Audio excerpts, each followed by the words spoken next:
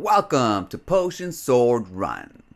I wasn't planning on making this episode today. I wasn't planning on doing anything today. I'm going to play some Pitball in a bit. I've been hooked. But Vincent sent me a message on my phone this morning when I saw it. And he was asking my opinion on a debate between Colin Marginari, I don't know how to say last name, sorry. Colin and Smash JT. And I didn't know about it because I don't watch Smash JT. You know, why would I? He's full of shit. Garbage comes out of his mouth. So I just like, wow, like, why would I want to waste my time with that? And I just don't watch Colin. I watched him back in the day, but he's been in the game so long, sometimes you move on. I just moved on. But I knew who Colin was. So it piqued my interest, and the reason why it piqued my interest is not for Smash JT, like I said. Garbage comes out of his mouth. It piqued my interest because who Colin was, he's a conservative in the gaming industry. And that's kind of where I just fell off on him because, that's the reason why I fell off on him. Just when he would insert a little bit of politics into whatever he was talking about, it's like, oh, come on, bro. So I just I didn't want to hear that shit. I don't want to hear politics, anywhere. So especially not like in my podcast and stuff like that. So that's why I fell off. So full transparency. So I knew who he was. He is a conservative gamer. He used to work in the industry. He does his own thing called Sacred Symbols or something where he has a podcast. And so I knew who he was. So I knew it was a true conservative versus a phony conservative.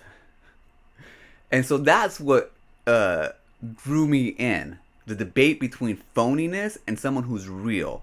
Now, I didn't know what they were going to debate about. I didn't even know they were going to... I thought they were going to just maybe... I know what was going to happen. I thought maybe they're going to game together for all I knew. That's why I was just going to... Let me tell you what I told Vincent. Let me tell you for full transparency, everybody. I am curious if your Frog Tony thoughts on last night's Smash JT versus Colin's debate. If either of you knew about it. I know what people I generally talk about know about it, but I like to get outside my perspective on such things even so often. That is a sign of growth, Vincent. You know what I mean? Because you can run into the same circles and shit and regurgitate the same garbage like Smash JT does. But when you kind of get that little different perspective from people who kind of know in the know but aren't, into all that shit, then, sign of growth. Good for you, man.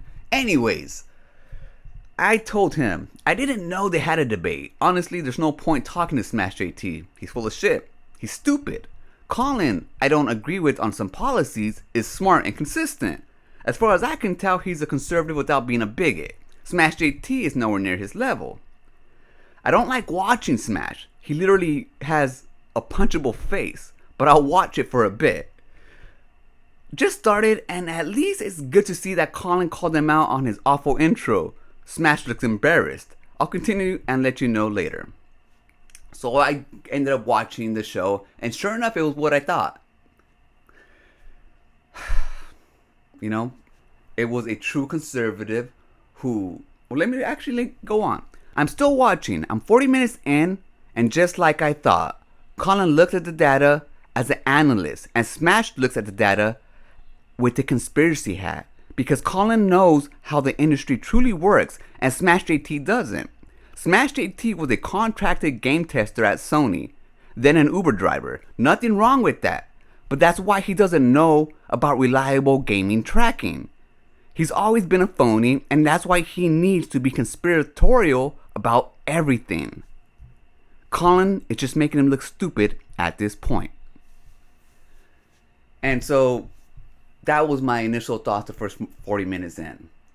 You guys need to really watch this to understand why I always believed that Smash was just full of shit.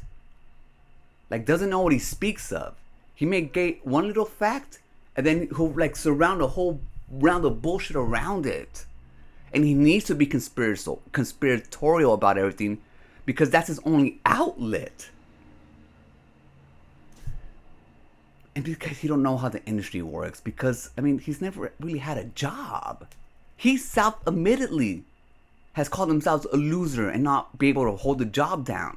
Relying on his wife. His words. I have a video about. I might even put that up if I still can find it.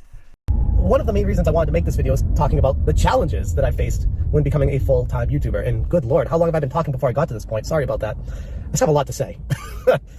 I went full-time and we weren't making any money in our family on my side of things. So I decided to open a Patreon to help with some bills. I was able to monetize my channel back then with advertisements and make a little bit of money per month. But it still wasn't very much. I mean, I live in Southern California and it's extremely expensive here. So my wife, a single income family basically as a registered nurse, which is good money, is not enough to support a mortgage, 2 kids in school, and a deadbeat dad like me. And I was like, I need to find a way to make more money. And that's when I actually started driving for Uber and Lyft. And that was one of the lowest points of my life. I'll be honest. So I'm not like talking low on people who are Uber drivers or stuff like that. Everybody freaking needs money, and being able to drive just to their food, fuck yeah, count me in. But it's like, I'm still not done with the video. But it seems like the conversation is done because this was an opportunity. Colin gave Smash JT an opportunity to grow. To really like let go of all that culture war bullshit. But this podcast goes to show, or this video, whatever he did, stream, goes to show that he can't. Because his channel grew on the culture war crap. His subscribers are, that's why they subscribe, because they're into the culture war crap. And the sad thing is, he knows it. And so he had to try to just like twist things around as much as he could, try to gaslight, false comparisons. And the thing is, because Smash is stupid. He just doesn't know. And that's why I used to like him back in the day, because he was goofy and shit, talked about video games a little. And you know, then he got into the Amico and got fleeced for $10,000, and now he, you know, got into the culture wars, and that's when he blew up and started doing his shit, actually getting money, which I don't mind. Good for you, dude. It's like, you need to get some money for your family. Don't rely just on your wife. But I mean, neither here nor there. But come on, this video just goes to show that Smash JT doesn't want to grow. Not even when someone who is respected in the conservative circles and gaming, who like isn't gonna tell you bullshit, who he tried to label as a shill, when it turns out that Colin doesn't receive anything from these corporations. Anything. No games, no being flown out, no none of that stuff. He's done it the right way, with integrity. And that's something that Smash don't have. And that's why I wanted to watch this video. Didn't you call Tales of Kenzera Zhao woke because it had black people in it? No. Sweet Baby Inc. has destroyed yet another video game company. What's going on, guys? Welcome to another episode of Smash JT. The latest victim of Sweet Baby Inc.'s DEI agenda, well, maybe it should be DIE agenda, is Tales of Kenzera Zhao. Didn't you call Tales of Kenzera Zhao woke because it had black people in it? No, I feel like Tales of Kenzera Zhao got caught up in the crossfire of a situation. I actually feel bad for Abu Bakr Salim. Good dude. Well, if you feel bad for people like that, you should think twice about kind of some of the energies you're putting into the ether in the industry. No, I think it's important. That's why we're here, is to find out information, to give the information to people, and to get it accurate. Yeah, to get it accurate. And that's why I wanted to come on to let you know, everyone in the industry knows that the gold standard of numbers is Circana. Doesn't mean, and yeah, everyone knows that. Everyone subscribes to it. Did you buy Tales of Kenzera Zhao?